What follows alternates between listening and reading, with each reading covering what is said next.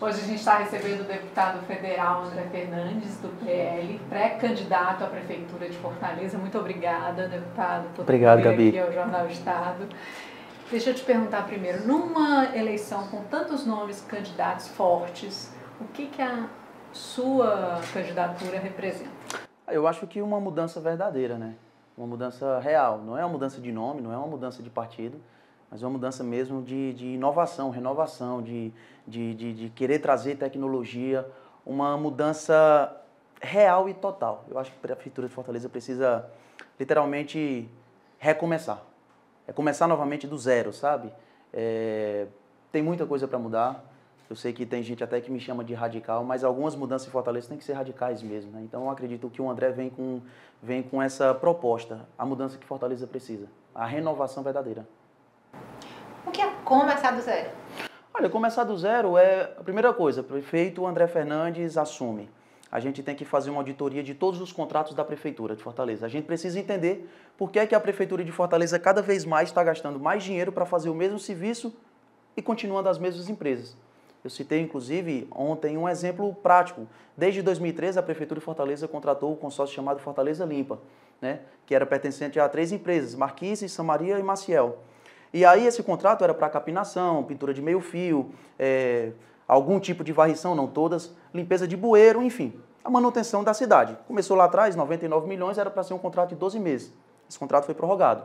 2014, prorrogado, 15, 16, 17, 18, 19, 20, 21, 22, 2023.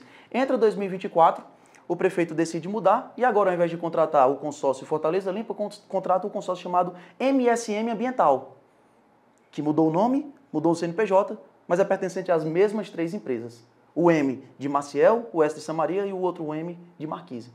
E o valor do consórcio Fortaleza Limpa, que no ano passado era de 183 milhões, esse ano aumenta para 233 milhões, para fazer o mesmo serviço, na mesma cidade, com as mesmas empresas, mudando só o CNPJ.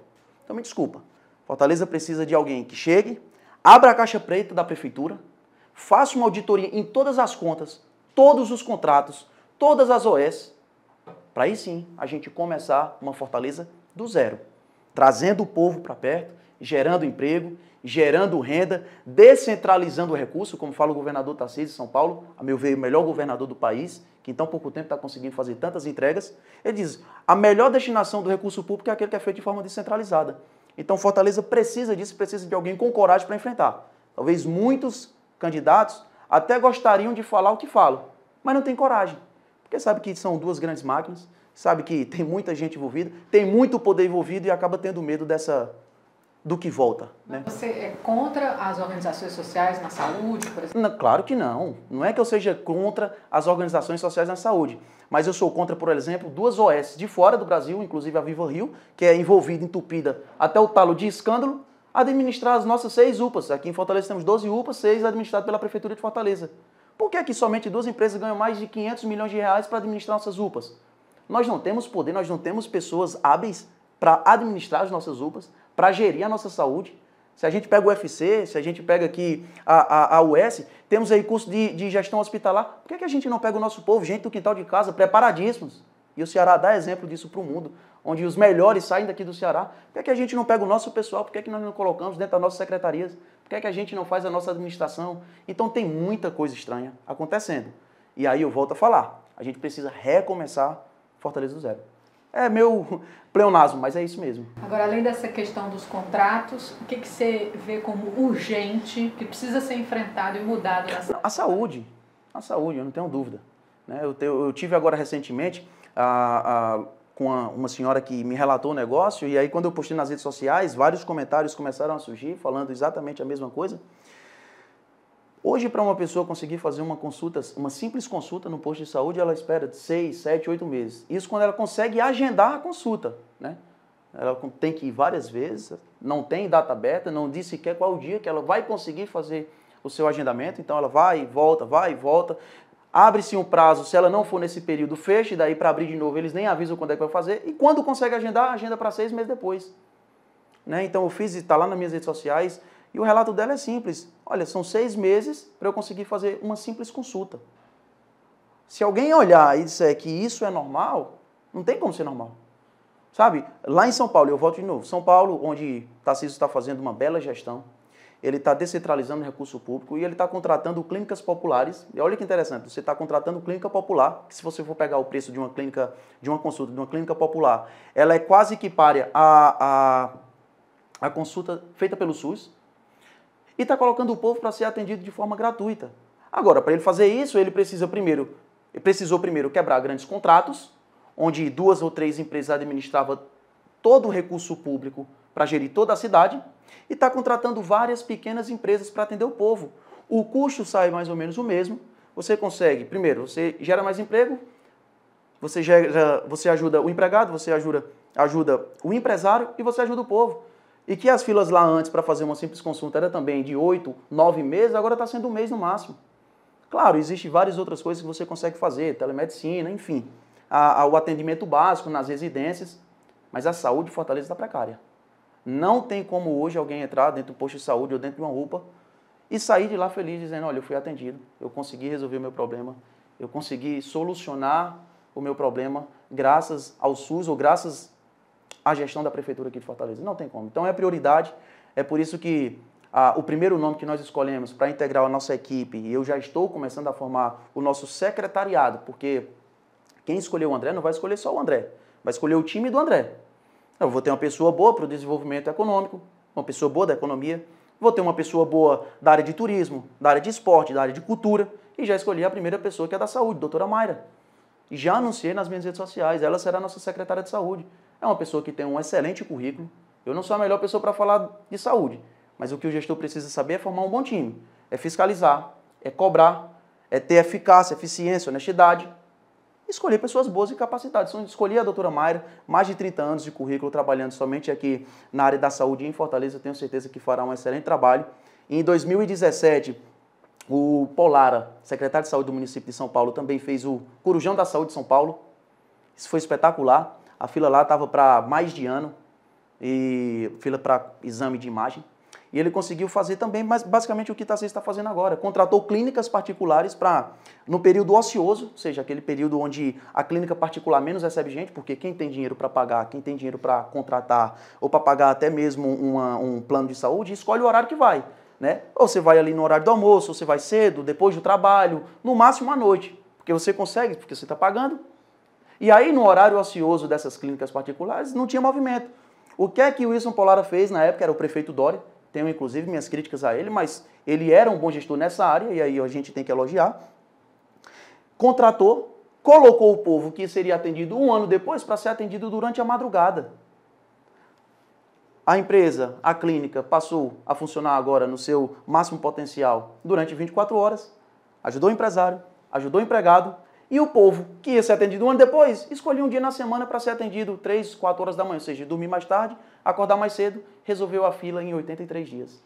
Tem que fazer isso aqui em Fortaleza. Deputado, eu estava escutando aqui o senhor falar e vou lhe fazer a mesma pergunta que eu fiz para os outros 2 pré-candidatos, que com certeza o senhor está disputando o voto deles, que é o Capitão Wagner e o Eduardo Girão, tá. Mas eu tenho uma pergunta sobre isso, segura que não é agora, tá? O seu discurso me parece muito um discurso outsider mesmo, de mudar o modelo de gestão, a sistemática de tudo. O senhor falava, e muito confiante, inclusive, né, do seu possível secretariado, citou, né, a médica, né, doutora Mayra. E aí, doutora Mayra, que esteve com o Wilson Polara lá em 2017, tá? Claramente uma visão de alguém que não quer seguir um modelo de secretariado, por exemplo, com os partidos da base aliada, não priorizando necessariamente essa relação intrapartidária que se forma durante o período eleitoral e que é comum, depois que esses partidos que apoiaram, eles tenham suas respectivas fatias, né? Dito isso, e também do mesmo jeito que eu perguntei para os seus oponentes, né? É um discurso outsider e difícil de fazer. O senhor tem 2 mandatos, foi exitoso, inclusive eleito nos primeiros, sempre, assim, da primeira vez que ocorreu, né? Mas o senhor não tem um mandato de gestão, né? Então, assim, nunca teve um mandato de gestão à frente de uma cidade como Fortaleza, por exemplo, 4ª capital do país, com 2,5 milhões de habitantes. Como é que o senhor vai conseguir botar esses planos todos fora do plano real, digamos assim, para frente. Essas mesmas perguntas foram feitas lá atrás também para o Roberto Cláudio, que não tinha tido o mesmo currículo, a Ciro Gomes, que também não tinha tido o mesmo currículo, Luiziane Lins, que também não tinha tido o mesmo currículo, né? Se você for pegar os três, um foi vereador e deputado, outro só deputado e o outro só deputado. E aí viraram prefeitos de Fortaleza, essa crítica não foi gerada através deles. Eles não precisaram mostrar antes que tinham gestão para chegar no poder. Eles chegaram lá e fizeram seus mandatos, cumpriram seus mandatos, fizeram a gestão. Se foi exitoso ou não, aí é o julgamento de cada um. Então, o primeiro ponto que a gente precisa definir é que para ser prefeito você não precisa mostrar que antes você esteve gerindo nada. Pelo menos aqui em Fortaleza foi o que mostrou o nosso histórico, tá? Quando se fala que o André é um pouco outside porque ele pensa em mudar o modelo de gestão, eu acho que isso é até um elogio, tá? Se colocarem a minha cara e disserem assim, esse é o cara que quer mudar o modelo de gestão por completo em Fortaleza, eu agradeço, porque é exatamente isso que eu quero fazer. Porque o modelo não está dando certo. O nosso modelo de secretariado, de gestão, de regionais, não funciona. Não tá. Se perguntar para o povo de Fortaleza o que é que melhorou, o que foi que melhorou aqui em Fortaleza, depois que nós saímos de 6 regionais, as regionais na época lá de Juraci, que foi colocado como prefeiturinhas administrativas, foi excelente, bacana, e aí isso aí tem que ganhar o crédito. Agora, quando saiu de 6, depois para 7, para 12 regionais e depois ainda criaram a CG, a 13ª para gerir as regionais, o que foi que melhorou? Nada. A gente só vê que isso é cada vez mais criando secretarias para criar cabide de emprego, para agrupar políticos, grupos políticos. É triste chegar hoje no bairro e ouvir da pessoa que, para você ser atendido, você chega na UPA, você chega no posto de saúde e eles perguntam, você tem indicação política? Sabe, isso é triste. Como assim tem que ter indicação política? Eu tenho que ser amigo do vereador? Eu tenho que ser amigo do assessor do vereador? Então tem que quebrar, tem que mudar, nisso aí tem que ser radical. A prefeitura, a gestão, ela tem que servir o povo e não o contrário. O povo não tem que ser, a prefeitura não tem que ser um puxadinho dos políticos que estão no poder. Aí você me pergunta, André, mas como é que você consegue fazer isso? Como é que você pensa em gerir uma cidade se você não vai agrupar? Bom, primeiro que eu estou muito tranquilo em saber que hoje o PL segue essa caminhada de pré-candidatura de forma sozinha. Isso não me trouxe até agora nenhum ônus, isso não trouxe nenhuma dificuldade, o PL vai ter o tempo de TV necessário para mostrar as nossas propostas. É um partido grande, teremos toda a estrutura. Agora, o próprio, e aí eu tenho convicção disso, o próprio vereador perceberá o modelo de gestão do gestor André Fernandes e verá que ele será tão bem avaliado que para ele é um desperdício de ser oposição ou estar contra o André. Ele vai fazer questão de estar do nosso lado, porque nós vamos entregar ao povo. Então, eu não acredito nesse modelo de gestão onde você tem que pegar partido político para puxar para secretariado, você tem que pegar a liderança política, porque se você não tiver apoio, quem manda é o povo. A coisa que mais o político tem medo é do povo. Então, se o povo decidiu, acabou.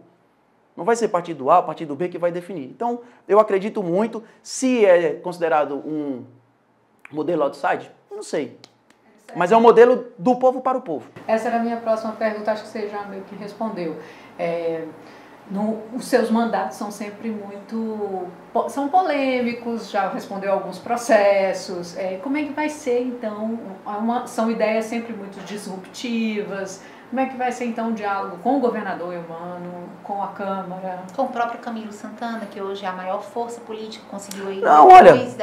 os Ferreira Gomes ficaram de lado, ele acabou assumindo todo esse protagonismo político e hoje é o ministro... E hoje, no evento, o presidente Lula ali sinalizou que quer o nome do Camilo para, né, um futuro, uma eventual candidatura mais à frente, né? Comparou Camilo e Haddad, por exemplo. Então, você vê a força do Camilo dentro do Estado e, claro, se o senhor for prefeito de Fortaleza, vai ter, sim, que se estabelecer essa negociação harmônica. Porque é o seguinte, o povo tem que entender uma coisa simples. Eu estive no parlamento durante 2 mandatos, estou ainda no meu 2º mandato agora como deputado federal, onde o papel de um deputado federal é elaborar projetos de lei, aprovar, no caso os projetos que vêm também do Poder Executivo, e fiscalizar.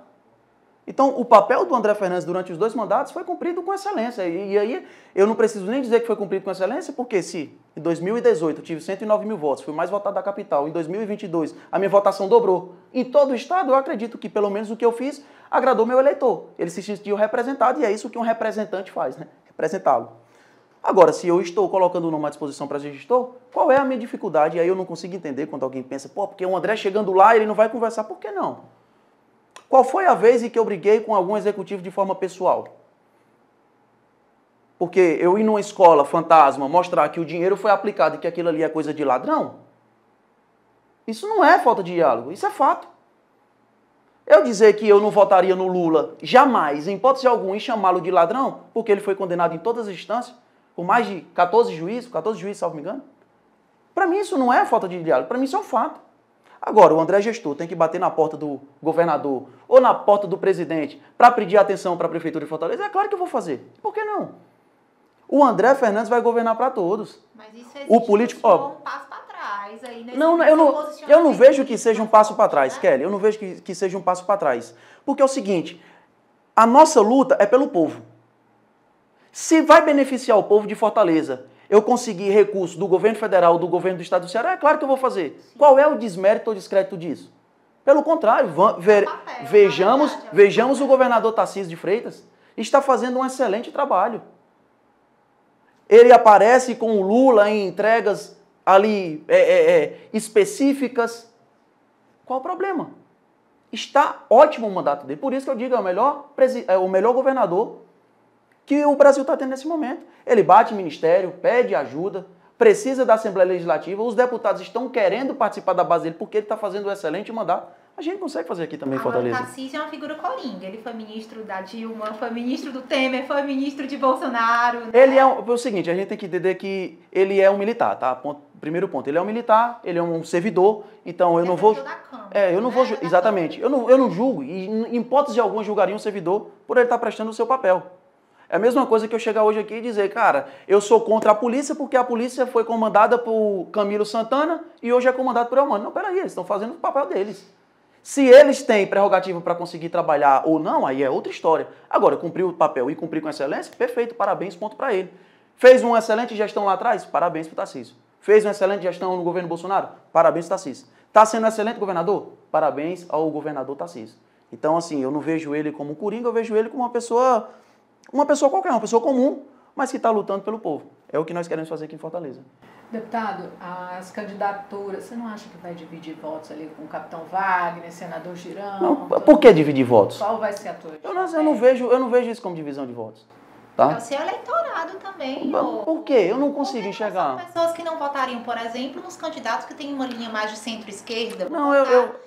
Vão votar por identificação, provavelmente. Não, tem que entender o seguinte, eu não vejo isso como divisão, tá? Vejamos um cenário simples, né? Antes, 2020 e o 2022, o nosso grupo político, esse grupo conservador de direita, eu não estou falando só do André não, estou falando do André, estou falando da doutora Mayra, estou falando do vereador Marcelo Mendes, vereador Espírito Alberto, vereador Julierme Sena, vereadora Priscila Costa, deputados Alcides Fernandes, Carmelo Neto, doutora Silvana, doutor Jazi. Eu estou falando de todo um grupo político. Esses grupos antes estiveram apoiando o outro candidato e agora nós decidimos lançar a candidatura. Por que nós estamos dividindo se o grupo está todo coeso aqui junto? Entende? Eu não vejo isso como divisão. Mas na hora da urna estão os três. Não os três, estarão os 6. Tá? Não, estou falando dos votos. Eu não vejo que são os votos semelhantes. Então o que é que o senhor diferencia, por exemplo, então, o senhor do capitão Wagner? Bom, primeiro que eu nunca pedi voto pro PT, tá? Isso é fato. Mas na ponta, no eleitorado, o eleitor olha para o senhor e vê e não vê, por exemplo, no capitão Wagner? Não, eu não consigo dizer exatamente o que o eleitor vê ou não vê, porque assim, é muito pessoal entre o eleitor e o político, sabe? Mas eu estou mostrando quem eu sou. Eu sempre tive lado, tá? Primeiro, eu nunca fiquei em cima de muro, em hipótese alguma. Se vai me trazer prejuízo político ou não, a pessoa pode não gostar de mim, Kelly. Sabe, Gabi? A pessoa pode dizer assim, cara, eu detesto esse André Fernandes. Mas pelo menos ele sempre foi assim, eu sei quem ele é, ele não muda, porque desde o primeiro pronunciamento dele, aquele primeiro pronunciamento lá na Assembleia Legislativa, onde o presidente que estava presidindo na época era o deputado Fernando Santana, que era o vice-presidente da Assembleia Legislativa. E ele disse, deputado, retire a sua frase. Eu bati na mesa da tribuna e disse, eu não retiro. É meu direito e eu permaneço falando o que eu estou falando. Então o mesmo André Fernandes, lá de trás, continua hoje. O mesmo discurso, defendendo sempre a família, defendendo pautas cristãs. Eu sou cristã, isso aí não é em época de eleição que eu mudo, em hipótese alguma. Então, o André, a cara, a identidade, a ética, a moral, os valores, o André é esse. E não vai mudar. O André que defende A e que bate no lado B politicamente, é esse, não vai mudar. Se alguém acha que para eu ganhar uma eleição eu vou ter que dizer ou me afastar de Jair Bolsonaro, ou vou ter que ir lá na frente elogiar o Lula, então eu vou perder a eleição se for assim. Porque eu não vou fazer isso, eu sou esse. Agora, se a pessoa entende que esse é o André político, que tem lado, que é de direita, eu sou de direita, eu me considero de direita, eu me considero conservador. Esse André é o André político, mas o André gestor vai me beneficiar como cidadão fortalezense, é nisso que eu confio. Entendeu? A gente tem que entender, tem que separar exatamente essas duas coisas que são coisas distintas. Política partidária é uma coisa, a política governamental aqui, onde o institucional vai trabalhar pelo povo, onde a pessoa que sofre lá na ponta, e como eu falei na semana passada, estive com a senhorinha, e onde ela pediu ajuda, lá não está na cara dela se ela é PL, se ela é PT, se ela é direita, se ela é esquerda. Ela tem que ter o acolhimento do Estado, tem que ter o acolhimento da prefeitura, a gente tem que, até porque paga imposto. Não existe direita pagando mais imposto que esquerda, nem vice-versa. Todo mundo paga imposto. Todo mundo tem que ser atendido. Está na nossa Constituição. Deputado, o senhor, claro, esse seu posicionamento é extremamente real. Todos nós sabemos que o senhor, desde o início ali do seu, ainda antes de se consolidar como deputado, o senhor tem esse posicionamento firme, defende os valores extremamente conservadores de uma sociedade, né? Talvez seja o único extremo que eu aceito ser chamado esse, é extremamente conservador. Isso é bom. Isso é bom. Tá bom. Que bom, que é bom. Então, mas o senhor vai, se vencer a eleição, governar para uma cidade que não pensa como o senhor pensa. Sim. É uma cidade que tem um público, por exemplo, uma população de diversidade de gênero, uma população de diversidade de pensamentos acerca, por exemplo, de educação, a educação pública, o Estado tem que gerir, né, tem que chegar junto, enfim. Como é que você vai conseguir separar? Você é muito apaixonado, acalorado por essas discussões mais conservadoras, né? Como é que o eleitor, a pessoa que vai ser governada pelo senhor, pode ficar tranquila de que o senhor vai saber dimensionar esses dois? Bom, eu acabei de falar isso aqui, né? Existe o André político, existe o André que defende. Não é porque eu acho que minha filha tem que fazer alguma coisa que eu vou pregar isso para filhos dos demais. Não é porque eu acho que minha esposa tem que ter uma atitude que eu vou querer que todas as mulheres do Brasil tenham a mesma atitude. Não é porque eu tenho uma atitude que eu quero impor que eu vou querer impor a mesma atitude aos demais. Então, isso aí é muito pessoal. Isso aí não tem como misturar, em hipótese alguma. Eu sou conservador, sim. Eu, André, não faria algo. A minha esposa, eu defendo que ela não fizesse algo em alguma situação. Os meus futuros filhos também. Meus pais, minha família, meus amigos, coisas que eu não concordo. Agora, o que é que isso tem a ver com gestão? Absolutamente nada. O que é a gestão? Você está ali, você é um cabeça administrativo, onde todo mundo paga imposto, e imposto pra caramba, tá? Todo mundo paga muito imposto. E aquela pessoa precisa de uma simples resposta, administração, seja a nível municipal, estadual ou União Federativa, aquela pessoa precisa de uma atenção, o básico, educação, segurança, saúde, já que se cobra tanto imposto de PVA, a gente precisa também de vias boas, ruas boas, sabe? Mobilidade urbana. Então, é simples, é administrar o que é do povo para o povo. E isso não tem absolutamente nada a ver com conservadorismo, tá? Pelo contrário, eu defendo que pautas essas de direita, de esquerda, conservadorismo, isso ou aquilo, esteja fora do debate público. Defendo 100%. Mas o senhor faz esse debate público? Não, eu faço, mas eu não gasto dinheiro para isso. Então. Entendeu? Mas o senhor faz. Não, mas eu posso fazer. O André, depois que ele foi eleito prefeito de Fortaleza, e eu creio muito nisso, o André não vai deixar de ir para a igreja. O André não vai deixar de toda semana estar na igreja. O André não vai deixar de dizer que acha errado aborto, uso de drogas. O André não vai mudar os seus valores, seus princípios. Não vai, em hipótese alguma. Eu posso ser prefeito, governador, presidente, eu vou passar pelo meu pai, vou respeitar, vou tomar a benção. Benção pai, benção mãe. Enquanto meu avô for vivo, benção avô. Se eu for fazer alguma coisa, pai, o senhor concorda? Se ele disser que não concorda, eu não faço. Eu venho de uma família patriarcal, são meus valores e princípios. Então, assim, o André gestor não vai mudar por causa disso. Agora, gerir a cidade é uma coisa. E o André, pessoa física, CPF, que vai ali administrar sua família, seus filhos, educá-los e tudo mais, é outra. Falando um pouco das propostas, você falou aí do aborto, aproveitando esse tema, a gente tem todos os anos aqui no Jornal do Estado uma campanha a favor da adoção, da entrega legal dos bebês. E a gente percebe um problema sério no número de abrigos na cidade, no cuidado na primeira infância. Quais são os seus projetos nessa área? Olha, eu acho que o poder público ele tem que chamar essas instituições, ONGs, essas organizações e dar todo o suporte e todo o aparato para ampliar. Tá? Quando a gente diz que é contra o aborto, a gente é a favor da adoção. E tem dezenas de milhares de pessoas na fila para pegar e adotar uma criança, um bebê, que tem essa vontade de ser pai, de ser mãe.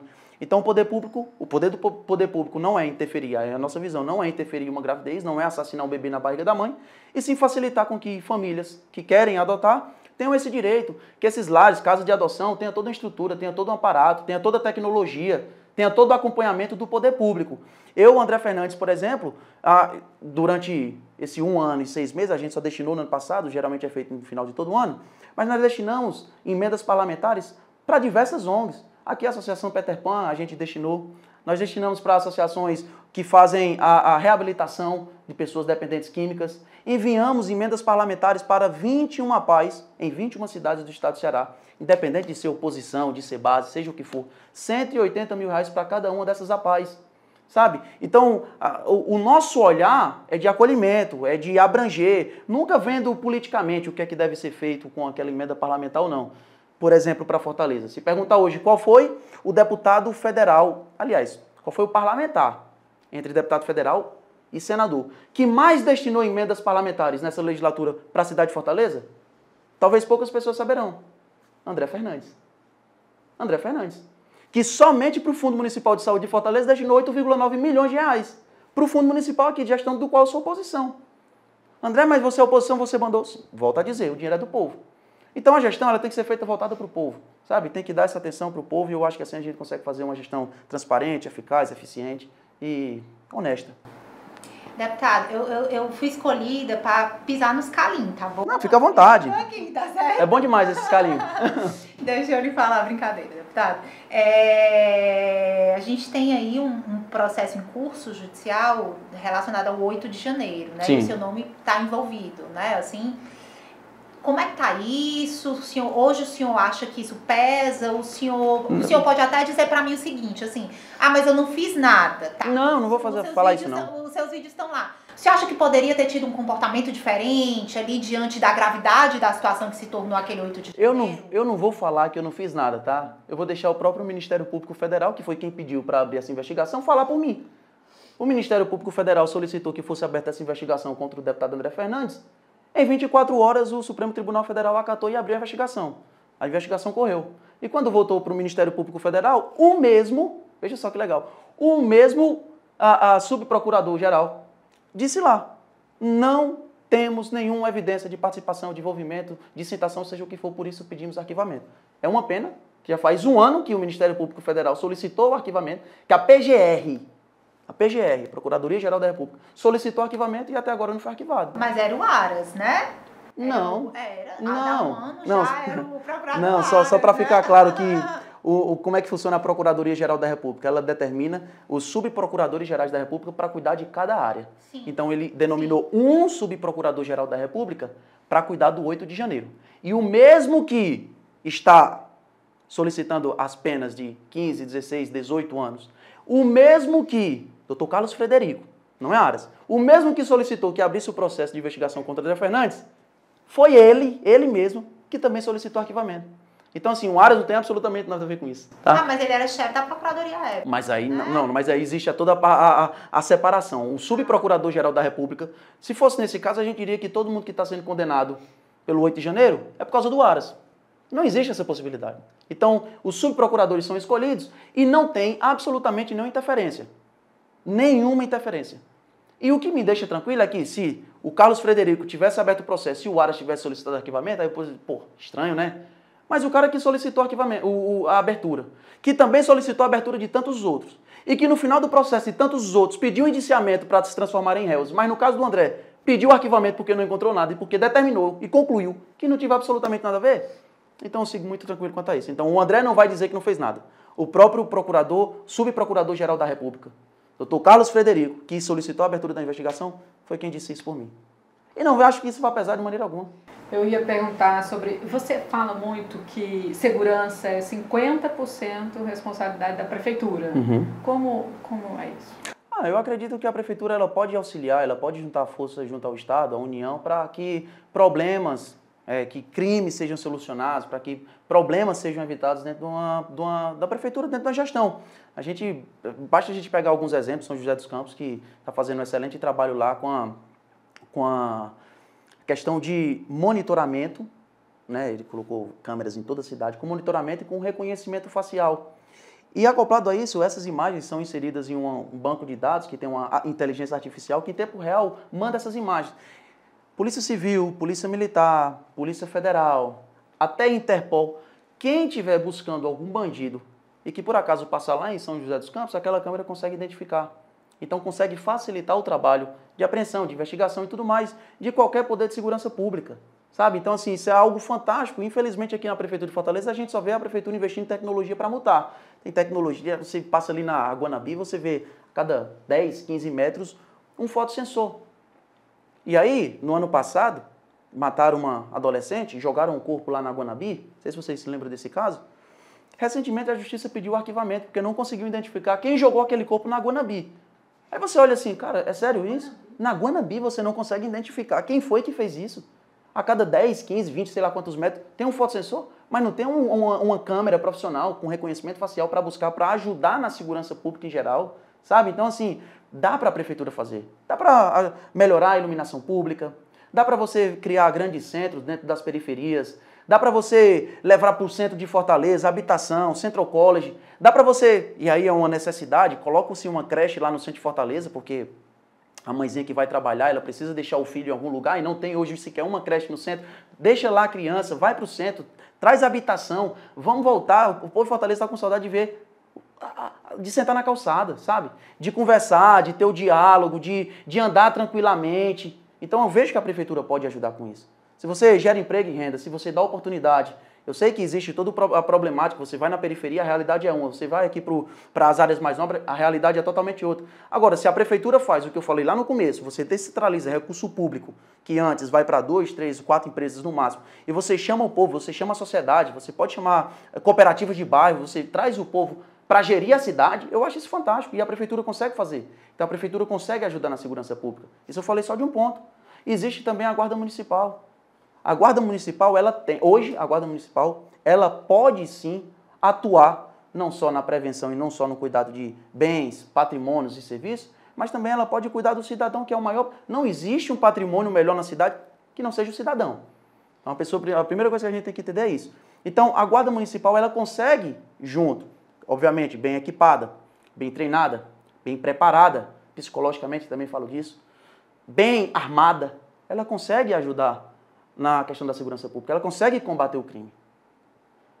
Sabe? Então, eu vejo que a prefeitura pode fazer, você pega também Sobral, por exemplo, do qual sou oposição ao prefeito, mas reconheço que lá tem uma lei onde coloca-se uma gratificação para o policial que faz a apreensão de uma arma ilegal. O que é que você faz na prática com isso? Você está estimulando que o policial apreenda as armas ilegais em Sobral. Aí você pergunta para um policial que vai lá tirar o serviço em Sobral, o cara diz, cara, é muito bom. Porque se for depender da gratificação do Estado, do governo do Ceará, se sair, é uma burocracia enorme, não sai. E lá em Sobral não, resolve de forma prática. Então, ele se sente valorizado e ele se sente estimulado. Por que Fortaleza não tem isso? Tinha que ter.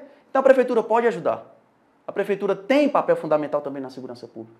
A prefeitura tem o papel também da conscientização da sociedade. Por que a prefeitura não faz? Então, dá para fazer e eu quero fazer isso aqui no nosso município. Deputado, hoje a gente, na solenidade mais cedo, né, do governo do estado, você teve o prefeito José Sarto, que está ali em pé de guerra com o governador Elmano, né, enfim. Estava lá, foi uma surpresa até para quem estava no evento, assim, a presença dele, tá? O senhor já falou várias vezes mal do presidente Lula, né, fala inclusive da condenação que ele já sofreu, enfim. Que não é falar mal, é falar um fato, né? Ele foi condenado. Não, mas quando o senhor fala de uma maneira muito pesada, né? Mas chamar um ladrão de ladrão não é pesado, é um fato, tá? Não, ok, mas assim, dentro de um contexto de polarização, que as coisas não podem ser vistas só de maneira isolada, né? Tá. Vamos aqui, bem enfaticamente, certo. Ao passo em que o senhor chama de ladrão, se a justiça entendeu que ele não deveria responder a mais nenhum processo, em tese ele não deveria ser chamado de ladrão. Então, só para estabelecer esse paralelo. Mas não que não por ele ser ladrão, e sim por causa do CEP, né? Porque o que foi... É porque isso aqui é interessante, que o povo, mas o Lula, ele não foi condenado, porque... Não. Ele foi condenado, foi provado, todas as provas de que ele roubou, corrupção, passiva, ativa, lavagem de dinheiro, tudo envolvendo o Lula. Agora, por uma questão de CEP, disseram que o processo foi julgado em um estado, deveria ser julgado em outro. E por causa disso anularam as provas. Anulando-se as provas, descondenaram. Mas isso não quer dizer que as provas não eram... Porque as provas foram válidas. Então, se eu digo que aquela prova é ilegal, aí eu sou defensor do direito à defesa, ao contraditório, ampla defesa do contraditório, sou.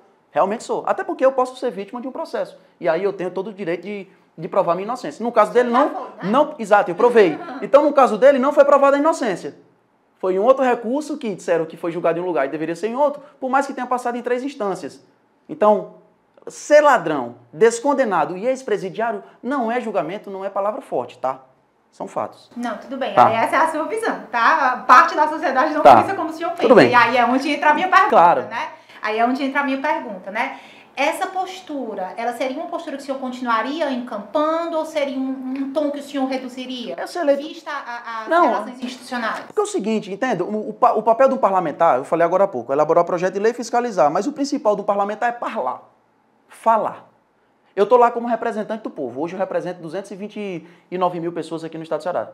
Certo?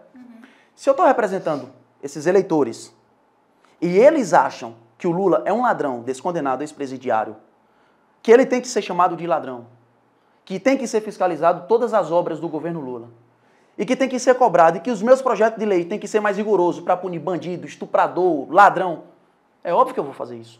Eu sou representante deles. O que é totalmente diferente do papel de um prefeito. Você não vê o prefeito por aí dando a sua opinião ou falando sobre A ou sobre B. Pelo contrário, você deveria ver um prefeito o quê? Buscando recurso para o município, viajando internacionalmente, mas para trazer investidor, iniciativa privada, traz a iniciativa privada. Fortaleza é bela demais. Temos sol, temos mar, temos dunas, temos tudo aqui, temos um enorme potencial. Cadê o prefeito buscando ajuda internacional, iniciativa privada? Traz para Fortaleza. Vamos fazer aqui um negócio bom para o povo de Fortaleza, vamos gerar emprego, vamos gerar renda. Você não vê. Esse é o papel do prefeito, onde se fala do pronunciamento. Infelizmente, o prefeito aqui não se pronuncia para trazer investimento, não se pronuncia para ajudar o povo, e quando tem pronunciado tem sido só para se esvair da culpa dele e colocar a culpa no governador, que é 50% dele. O André, obviamente, não vai mudar de opinião. O André prefeito vai continuar achando que o Lula é um ladrão. O André prefeito vai continuar achando que é uma imoralidade um descondenado se tornar presidente da República. Mas o André gestor vai saber que a prefeitura municipal aqui em Fortaleza precisa de recursos, e que é necessário sim bater lá na porta do presidente, dos ministérios e tudo mais para buscar recursos, e vai fazer. Se ele negar por causa da minha postura, quem não está tendo atitude de gestor não é o André Fernandes, é ele. O seu eleitorado vai entender essa mudança? É claro que entende. Eu posso até pegar esse corte aqui, dessa entrevista aqui, e vou jogar nas minhas redes sociais, não tem problema algum. É óbvio que eu vou precisar. Mas se na pior das hipóteses, o governo federal, o descondenado, o ladrão não quiser te ajudar, não tem problema. Nós vamos fazer uma gestão exitosa, independente de ter ajuda ou não, até porque a gente vê historicamente que nem todo prefeito que era oposição ao governo não foi feliz. Juracy Magalhães aqui, por exemplo, é um desses exemplos aqui. Conseguiu fazer uma gestão, mesmo tendo seus embates com o governador. Então, tem que parar com isso. Tarcísio já chamou o Lula de ladrão diversas vezes. E tá lá. O Lula atende. E por que ele atende? Porque ele precisa também do eleitor do Tarcísio. Sabe? Então, a postura do André de gestor é uma. Agora, o pensamento do André de achar que ele é ladrão e tudo mais vai continuar. Deputado, para a gente encerrar, por que você quer ser prefeito de Fortaleza?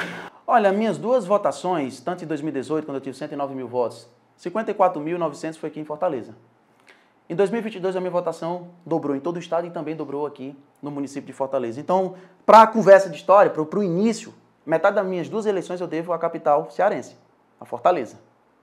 E é essa cidade que eu quero criar meus filhos. Meus filhos nascerão em Fortaleza, crescerão em Fortaleza, se formarão em Fortaleza. Se Deus quiser, gerarão empregos em Fortaleza, serão empreendedores de sucesso, é o que eu quero para os meus filhos aqui em Fortaleza. Não adianta eu passar como parlamentar. Não sei quanto tempo eu ficarei na vida política, vida pública, mas não adianta eu ter falado tanto, fiscalizado tanto, reclamado tanto, cobrado tanto e não ter dado a minha parcela de contribuição. Então eu quero lá na frente dizer, olha, eu fiz por Fortaleza. Se depois da minha gestão veio alguém e estragou tudo, mas eu fiz. Então, aquilo que eu cobrei durante meus 6 anos, 4 anos como deputado estadual, 2 anos como deputado federal, eu coloquei em prática. Sabe? Eu quero ter essa consciência limpa futuramente. Eu quero ajudar o povo. E é uma retribuição do meu mandato, dos meus 2 mandatos ao povo fortalezense. Então, eu tenho isso como uma missão. E estou bem animado mesmo, de fato. Acredito muito no sucesso, acredito na vitória. Total. Deputado, obrigada. Gabi, eu tenho só aquela perguntinha que eu faço para todos, que eu queria fazer para o senhor. Pode fazer. No eventual segundo turno, quem seria o seu melhor candidato e quem seria o seu pior candidato? Que daria mais menos trabalho, qual no eventual segundo turno? Qual seria o candidato que lhe daria mais trabalho e menos trabalho? Para enfrentar? Não! Mais trabalho, menos trabalho?